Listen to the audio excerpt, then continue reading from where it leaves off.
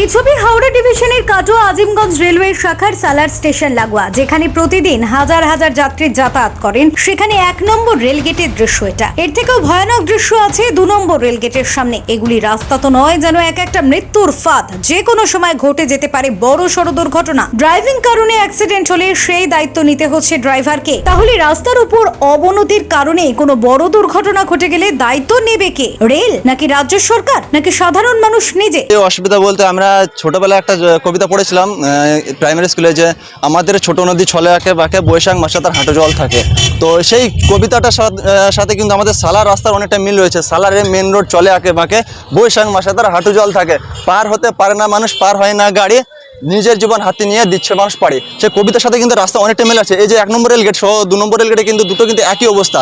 গত 2 দিন আগে আমার বড় দিদিকে, আমার বড় দিদি ডেলিভারি পেশেন্ট ছিল, যখন অ্যাম্বুলেন্সে করে নিয়ে যায় রেলগেটে, এমন একটা অবস্থা হয়ে যায় রাস্তায় যে এত জোরে অ্যাম্বুলেন্সের চাকাটা ধাক্কা খায় যে হয়তো কিছুক্ষণের জন্য উপরবেলার সাথে থাকার কারণে কিন্তু আমার বোন বেঁচে যায়। কিন্তু আমি না, আমার মতো আরও কতজন পেশেন্ট নিয়ে যাচ্ছে দুর্ভোগের মধ্যে। এই যে রাস্তা আছে কিন্তু সেটাকে কেউ কোনো চোখের প্রয়োজন মনে করে না। আমাদের এলাকার নেতৃত্ববৃন্দ বা শীর্ষস্থানে থাকা যে ব্যক্তিগুলো আছে, তারা হয়তো চাপ দিলে হয়তো আমাদের এই অবনতি থেকে আমরা উদ্ধার পেতে পারি। কিন্তু তেনারা কেন করছেন না সেটা তেনারা জানেন, সেটা তেনাদের হাতে। এবার হয়তো এমনও হতে পারে যে সালার এলাকার মানুষ কিন্তু বিক্ষোভ চায় না, সালার এলাকার মানুষ কিন্তু অশান্তি চায় না, যে কারণে তারা রাস্তায় কাজ পেলে বিক্ষোভ করতে পারে না, রেলের পাট্টিতে কাজ পেলে তারা বিক্ষোভ করতে পারে না।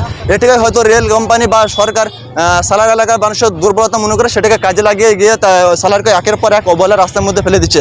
এত ব্যস্ততম রোড থাকা সত্ত্বেও এটা সালার থেকে কলকাতার সাথে যোগাযোগ ব্যবস্থার একমাত্র রাস্তা, এটা সালার থেকে বহরমপুরের যোগাযোগ ব্যবস্থার একমাত্র রাস্তা।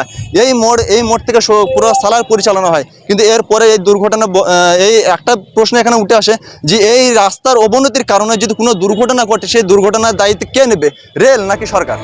স্থানীয়দের দাবি, রাজনৈতিক দলের নেতা থেকে শুরু করে রেলের কাছে বারবার অবহেলার পাত্র এই সালার স্টেশন এবং এই এলাকার যাত্রীবৃন্দ।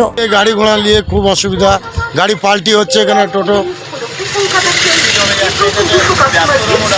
হ্যাঁ, রলিং রাস্তা, মেন রাস্তা একটাই রাস্তা, কাটোয়া যাবে, বোলপুর যাবে, সাঁইথিয়া যাবে, যেখানে যাবে এটাই রাস্তা।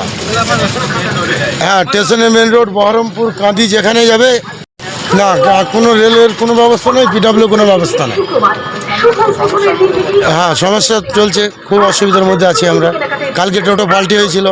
এর কারণ কি হতে পারে? সালার এলাকার মানুষ সততাকে বজায় রেখে চুপ করে আছে। এটাই কি এলাকার মানুষের দোষ, নাকি এই সততাটুকুকে দুর্বলতা ভেবে কাজে লাগিয়ে সালারবাসীকে অবহেলা করে যাচ্ছে পূর্ব রেল? কি মনে হয় আপনার? জানাতে ভুলবেন না আমাদের কমেন্ট করে।